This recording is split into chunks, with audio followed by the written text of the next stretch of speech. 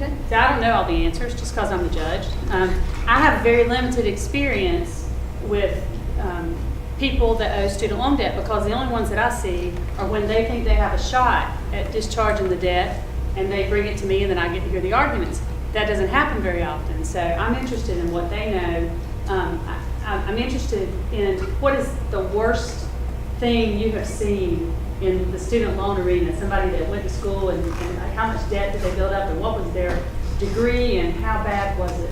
Well, I told you about one yesterday. And this is something you need to be careful about, because this person, I can't give too much information, I'm going to be very broad and general, but a person was going to be a professional, going to be like a doctor, a veterinarian, or a podiatrist or something like that, and they had about $100,000 to $150,000 in student loans.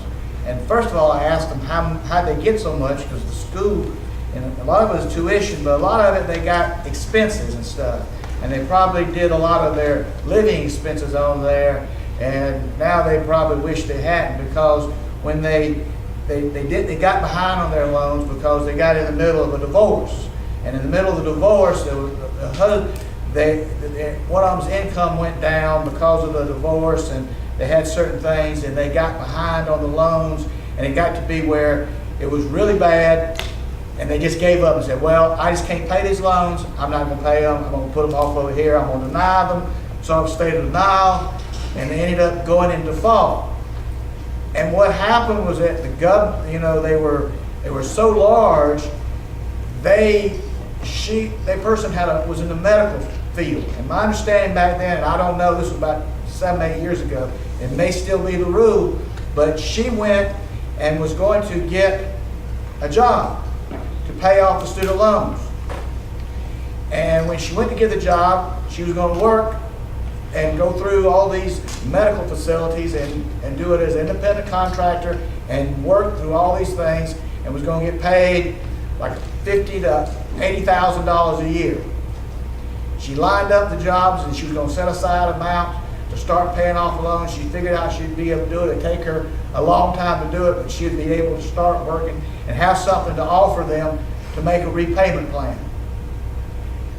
Before she could complete getting the job, she was told that her employer receives Medicaid money, and told that there was a rule back then, and it may still be now, I don't know, that any employer that has employees that are receiving Medicaid can't hire someone that's in default of student loans.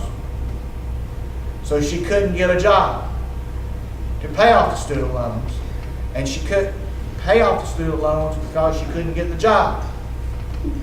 And it turned out, the happy news was that eventually the people that were dealing with this, with the government, realized how bad a situation, because she didn't own any property and everything like that, and so they agreed to wipe out the debt.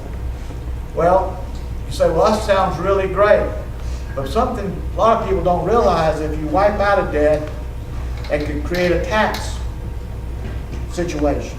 It's called a 1099. And so instead of owing $100,000 or $200,000 in student loan, she owed about $20,000 in taxes, which at first she thought, well, wait a minute, that's awful.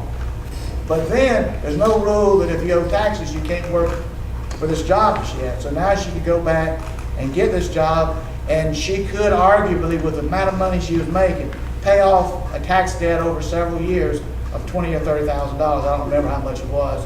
So there was a happy ending. But for a while there, she was almost devastated, because everywhere she turned, this student loan was blocking her from what it was. And you know, I guess if she was a speaker at some of these things, she would say she wished she had paid more attention to when she could get deferments. I mean, she could have probably gotten some deferments. She probably could have told them about her heart. I mean, the problems she was having, and the student loan people might have worked out something back then, but she ignored it and let it get so bad where they were suing her, and then it was almost like she never could get out of it. But luckily, she had a happy ending.